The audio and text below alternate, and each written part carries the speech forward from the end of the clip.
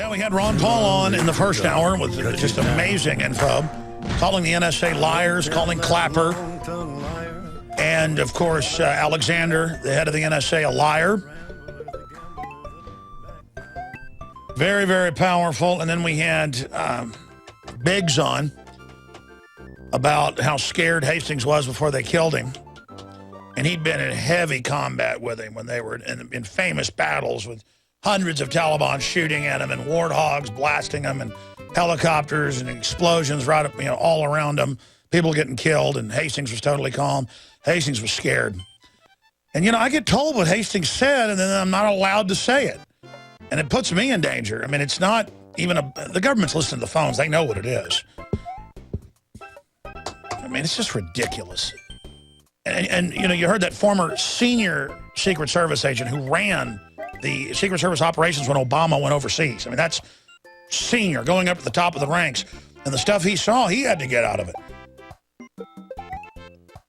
And you heard him saying, folks, you are so naive if you don't know. This is a mafia, criminal, government, bipartisan.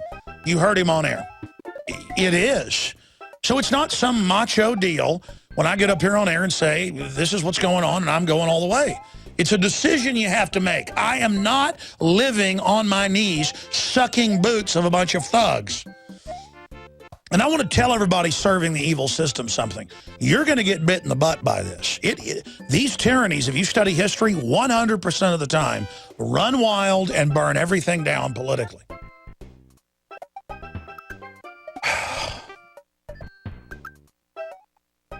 And it's just extremely frustrating to have all the numbers and the data and to know how all this stuff works. And to just realize people hear this show and they think I'm nuts half the time.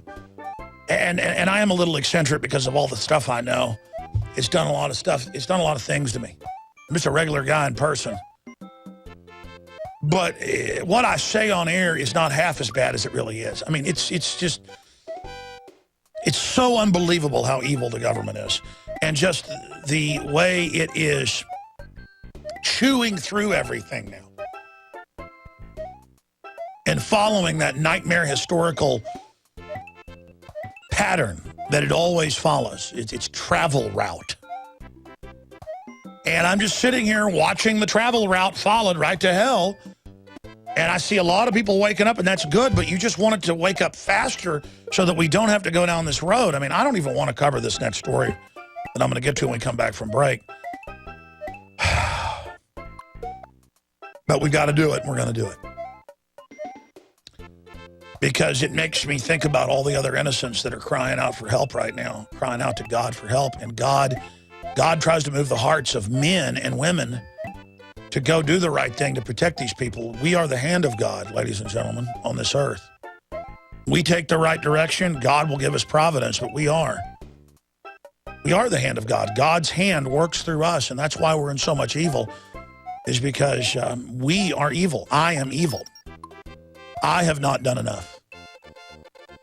So that's why when I hear about new evil and stuff, I feel like I've done it. I feel like I haven't done enough. I feel like, when my instinct is to go even further against these people, and am I being a coward and am I rationalizing to myself about how I prosecute this war against the enemy? And the fact that I'm human and joke around and goof off and stuff, because I work too much and I can be a screwball. But you can't expect somebody who's been doing this 18 years to not have some idiosyncratic tics. I mean, I just... It's like that Gnarls Barkley song. Maybe we can come back from break with it. Yeah, I was crazy, not because I didn't know enough. It was because I knew too much. Briefly, before I end this segment and come back, we are listener supported by you spreading the word about the show, you name it. But also InfoWarsHealth.com has the new Beyond Tangy Tangerine 2.0 discounted. You can also get free shipping at InfoWarsHealth.com with the auto ship. You can sign up to be a distributor for $10 and get discounts as well, or just buy right off the shopping cart. InfoWarsHealth.com, and your purchase there makes the whole broadcast and what we do here possible. InfoWarsHealth.com, and the toll-free number is also up there on the site, 888-789-9277. you can go to the site and get the number and call as well. And they've got the new, it's just the liquid form into powder, but expanded. Beyond Osteo FX for your joints and things, the best out there. A lot of NFL players use it and rave about it. We're going to have one of them in studio next week, or maybe even Friday. But the point is that very famous NFL player. Just wait till you see who's going to be here. But InfoWarsHealth.com, InfoWarsHealth.com.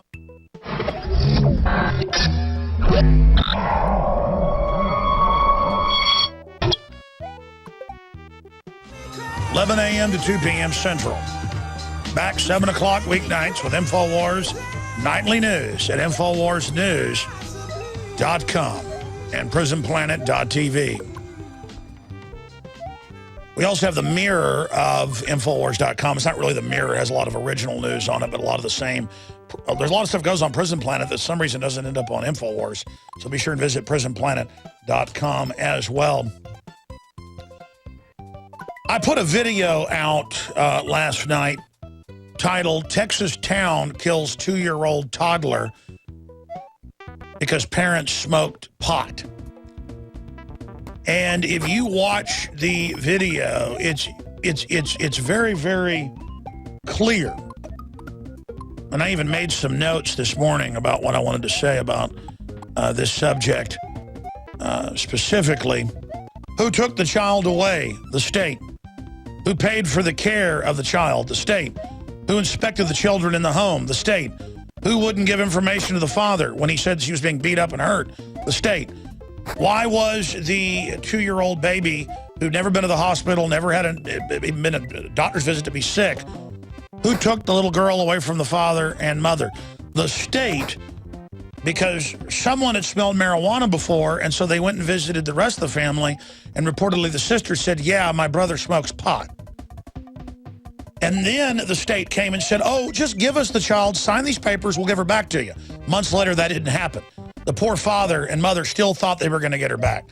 You don't get blonde-haired, blue-eyed babies back, folks. They can get a $500,000 for them. It's a hellish sentence for them. A lot of times they end up going to at least to a nice family, but you better hope they get out of the foster care while they're lining that up. See, first they have to terminate the parental rights. And so if the parents are fighting to get their kid back, it might take a year till they're permanently gotten rid of, the names changed or whatever, or manipulated, the social security numbers, and then the child goes on to the next family in another state. And while they're warehoused, ladies and gentlemen, they die. And we have Justice Department's own numbers. You are 7 times, even Time Magazine of all places has admitted this, more likely to get hurt or killed or abused in foster care than any other place. Does that mean there aren't some nice foster parents somewhere out there? Yes, there are. But by and large, and I cleaned carpets for a summer, and so I learned, what are these places? These are foster homes. It'd be a regular house, just like you see in a neighborhood, but there'd be 10 kids in it, living on dirty mattresses, look like they're starving to death with some fat pedophile type pothead wandering around. I just say that because it always seemed to smell of marijuana. And you could tell these kids were not in a good place. They'd always look freaked out. There'd be cat piss all over the place. That's why I had to quit. Being a carpet cleaner was almost like being an ambulance driver for folks I've talked to. I don't like going in trashy people's houses with their fleas, seeing their beat up kids, you name it. I mean, it must be horrible to be a police officer, have to see this stuff. I don't want to go in people's houses. It was disgusting. I love going to nice fancy houses where you just move the furniture and cleaned it. A lot of times you'd go to a house where, you know, some dog had died, locked up for a month, and they were trying to sell it, and they weren't going to jerk the carpet out. You'd have to clean it. See, I'm having flashbacks to that. But let's go to the Daily Mail article that came out after our article yesterday, but it got more of the photos. Let's look at this poor little victim. 2-year-old Alexandria Hill died on Wednesday, the 31st of July, 2 days after she was admitted to the hospital in Texas, north of Austin in Round Rock, suffering a serious brain injury. And she'd come for her once-a-week visit with her family with mildew on her, black eyes, hair falling out, beat up, begging to be with them. And boy, let's look at the troll below that for TV viewers, who's been charged with bashing her brains in. Sherry Small, man, I tell you, that's exactly what the men looked like that, the women looked like that. The foster parents what I saw was bad. And These little kids needed love. They could tell if you were a nice person. They come over and try to talk to you. God, I've just seen it all. And let me explain something. If you're a good family and the neighbor lies and they come and there's dog hair on the floor, your kids are gone. If your child falls off a jungle gym at school and there's witnesses, your kids are gone. If your child falls and busts their tooth out in the parking lot, your child is gone. In many cases. And there are real social services out there for old people that I know that do good jobs. They're trying to change that with the death panels and stuff now. There are some good overall family people, but the CPS itself has about a 50% turnover rate each year because people get into it for the right reasons and find out how evil it is and get out. It is a federal mandate to get more kids consecutively since Clinton got the legislation passed in the mid-90s. They grab over 1,100,000 children a year in this country, and hundreds of thousands get taken away. And I've seen it. If you're in a crack den with flies and feces all over you, they're not taking you. If you've got black hair and green eyes, you could be a brain surgeon doctor. They're going to take your kid. Raven hair, green eyes, there are people pay millions for that. Blonde hair, blue eyes, the main target, $500,000. Okay? I mean, babies from China are hundreds of thousands. Babies from South Korea are hundreds of thousands. I know, my sister's adopted from Korea. Okay, ladies and gentlemen, and the whole point here is this is a bigger business than drugs. And DynCorp, that's on record running child kidnapping rings all over the world, is the biggest CPS provider in Texas with their contractors. We haven't even looked at that yet, who she was contracted by. We know the front group, you know, the local group up there. So the worst place for children is in these people's hands. Let's get that straight. Now, before I play this report from tomorrow night, I want to explain something, folks. If somebody's mainlining heroin, the parents are better in almost every case statistically than in the hands of the CPS. So the police, the judges, they all know it's a racket, and they all know this, okay? And they always use the crisis to get more funds and more CPS workers to grab more kids. FEMA screws up in Katrina, they get more funds. They screwed up on purpose. I talked to the head sheriffs, people involved. They were told to stand down. FEMA came and cut the lines. They wanted that to be a screw up. See, in America and under the globalist system, you screw up, you get more funds. They're all over the news, raising money for CPS and saying tattle on more parents over this dead girl. They use everything they do to take more of our rights. And again, we've gone and gotten the affidavit and gone over all of it. Investigation started with a report of marijuana. Then it turned into the child being taken. People don't know when you go to have a baby, and let's say you smoked one hit of marijuana a month before, they're going to test it in your blood, a lot of times falsely, and they're going to take your kid. I'll be in restaurants. I'll be at Barton Springs. This happens like every month now, and I have people going, yeah, they took my neighbor's kid because you know, they tested her blood and didn't tell her, and they found marijuana. I mean, give me a break, folks. Marijuana is nothing compared to alcohol. I don't even smoke marijuana, okay? I have smoked it before. I don't particularly like it. The point is, I've looked at the medical info. This is the persecution. You got over 100 million Americans.